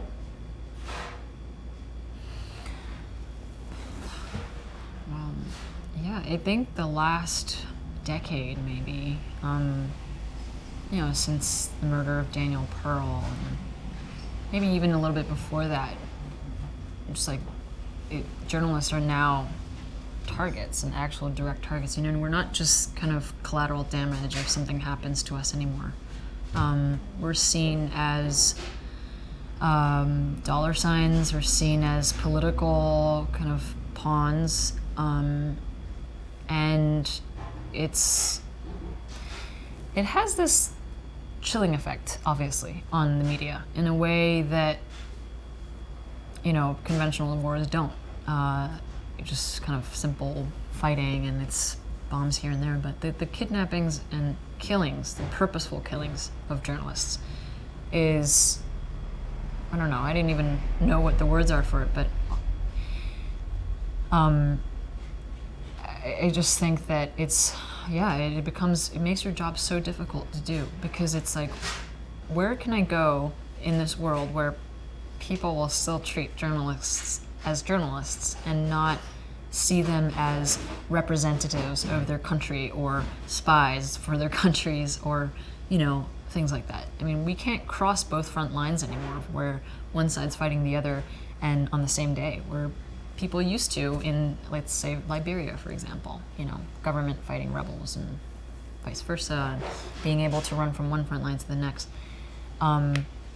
It's hazardous enough to be in one place already, and it's especially the case in Syria, and like I said earlier, you don't have a safe place to go. And it's such this brutal, endless conflict that you feel so kind of alone in the sense that you can't do anything about it. You can't do anything for these people, for the people you've made friends with, and for the people who took you in and shared their food with you and, wanted you to play with their children. It becomes very personal. There was reading I don't know if this is even relevant, but a psychologist who studies a lot of conflict journalists was talking about why the Syria war is so different. His name's Anthony Feinstein. And he was saying because we have to live amongst the local population, that we become the intimate chroniclers of this conflict. We don't have bureaus to go back to. We don't have hotels where we just kick back and hang out for the evening and have a drink or whatever. That doesn't exist. You're there, and every moment of it you share with the locals and what they go through. And while their scale of suffering is so much more beyond what you experience because you can leave, it's still not to be discounted. And the threat for both you and them, obviously, is just endless and comes in so many different forms. I think for me personally, having lost so many friends and knowing that, people are purposely out for journalists now, it makes me want to be really defiant because that's just in my nature. I just want to say, well, I'm going to continue doing it because even though I don't fight, I'm not a soldier, I don't have a political stake in any of this, I still have a camera, and that is, I guess, what I will use to show and to represent what I see. Because if I let someone, witnessing Jim's murder this publicly, it sends a message to all of us. And my, response to that is that if I stop because of this, and because people are murdering me and my friends and whatever, then they would have succeeded in silencing us. They would have won in a way. And I don't want to let them win. And I don't want them to stop, the media from doing their jobs. I mean, we have to fight back with our pictures and our words. It's what we know how to do, and I'll do it. I'm gonna do it because it's my way of fighting back for Jim. After I spoke with Michael and John and Katie, they said that Jim had PTSD. Did you ever see signs in him having post-traumatic stress? Oh, yeah, I mean, with Jim, sometimes I could sort of see that he really wanted to switch off from everything. So there were times where we were witnessing things, really horrible things happening in front of us. And I didn't see him really registering that or kind of absorbing it to create any sort of emotion. And so I worried about that. I was like, Jim, are you okay? Do you realize what we just saw? And he was like, yeah. And even though we kind of didn't verbally communicate about the nastiness of it and the emotional side of it, I also worried that he wasn't kind of registering it within his own head. So I feel like because he'd seen so much, he wanted us to not get affected by it. And we all go through that. We kind of use this camera as an excuse to not have to feel anything. So I think that, we all deal with trauma very differently, and I think he dealt with it very privately. And I think that worried me a lot. He didn't talk to me about a lot of things that we saw, even though we had this understanding. But when it was time to talk about it, he wouldn't say much about it. Nicole, could you just, Mm-hmm. That's the first photo. Can you tell me, just kind of paint the picture of where you guys were and what the circumstances were of that? Jim and I were in Salahadin in Aleppo, and this was where kind of the first front line had started forming in, this must have been early August of 2012. And we were with this rebel fighter. His name was Abu Said. And one of the activists had paired us up with him because he could take us around the front lines. He knew all the Free Syrian Army guys, and we wouldn't have problems with access. So we were there with the rebels here, like just at this spot where they were all kind of like hanging out and drinking tea and coffee, and then sometimes would peek around the corner and shoot a few rounds off. And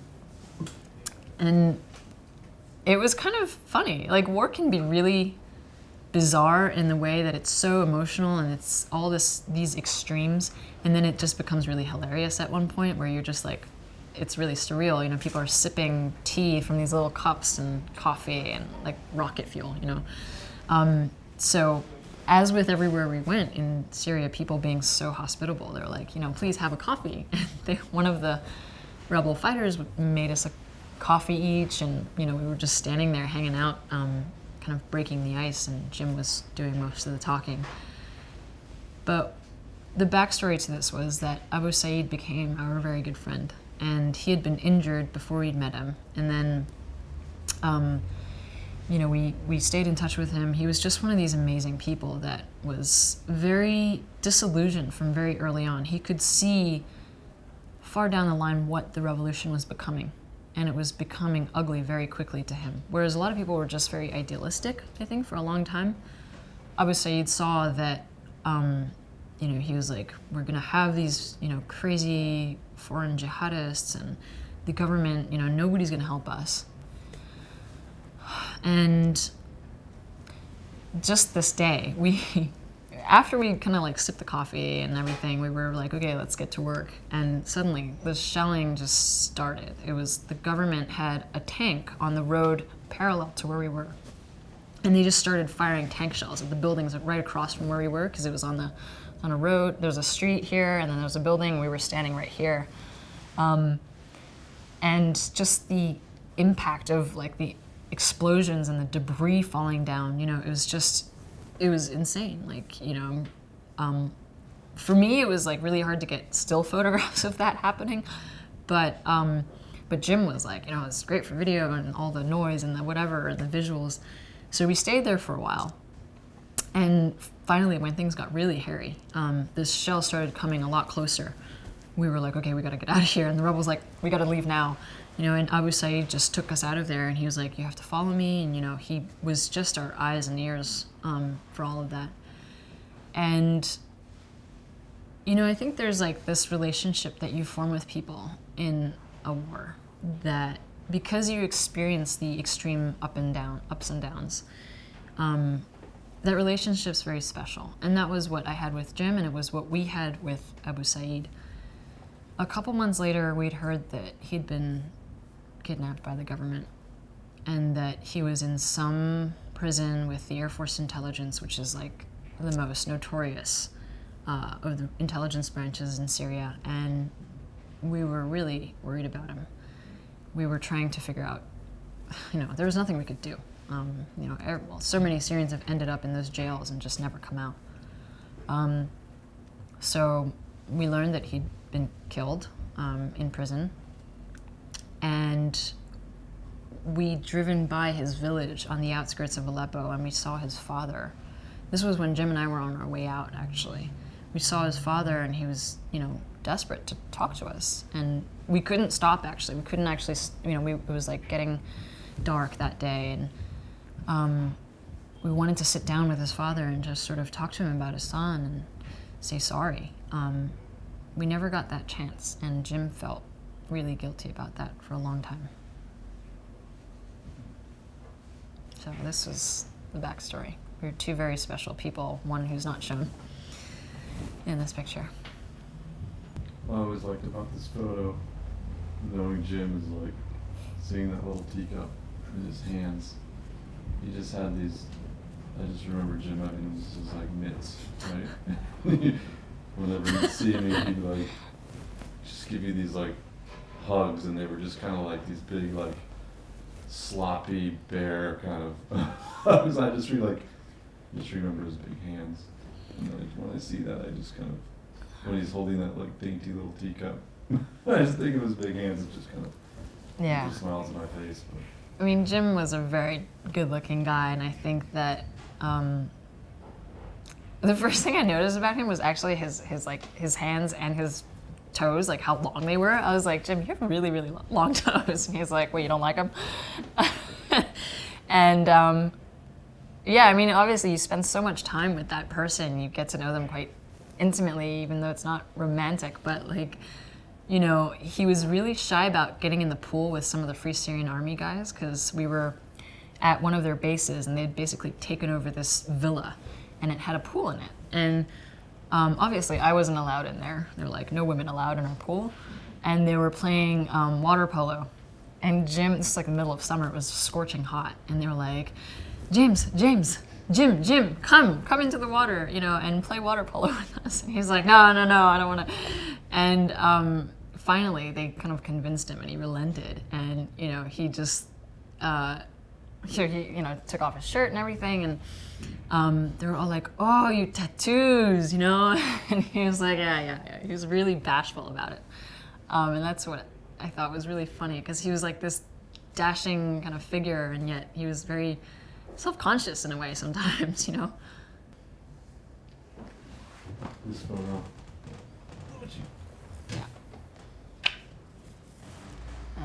Yeah. So the second photo was taken in the old city in Aleppo. Again, Jim came up with this story idea. He was talking about how the ruins, or what remained of the old city, was being completely decimated by the war, by the shelling, and, you know, these beautiful buildings from past empires and mosques and bathhouses. It was just so rich, and you could actually smell the olive soap that they used to make in Aleppo when you walked into the old city, and you could kind of feel the history there. He and I were both fascinated by that, and we were really sad about what was happening to, you know, Syrian culture and history. So he was like, why don't we do a story about the old city? So this day in particular, we were kind of walking around looking at old buildings and trying to figure out what had been damaged. And he was like, you know, I'm going to reach out to this professor of Syrian history. And he did, ultimately. He CC'd me on that email, and he was like, oh, can we talk to you about, you know, this building and that building? And that was a story he wanted to pursue. And I remember we just kind of stopped here. This was outside of one of the bathhouses, actually, a hammam. And, you know, he kind of just sat there, and I was like, it's really gorgeous. And I just kind of took a picture of him. And in the frame after this, he was yawning. He was like, please don't show that to anybody. And so, yeah, that was a nice day where it wasn't crazy and horrible. How did you feel when the Pilsen friends did the mural in Pilsen with that photo? I think that this picture is a really peaceful moment of Jim. And I don't know, it's hard for me to say. I think I have mixed feelings, because this was just maybe a couple days before he was kidnapped. So I'm glad that they used this picture, because it represents, you know, a peaceful Jim. That, you know, he's always got his sunglasses on, and just, yeah, I'm happy that they used it. It was just like, and it was also this place that he fell in love with, that, you know, was very much in his element. So I think it was good of them to use that. This was, yeah, so this photo, the third photo, was taken in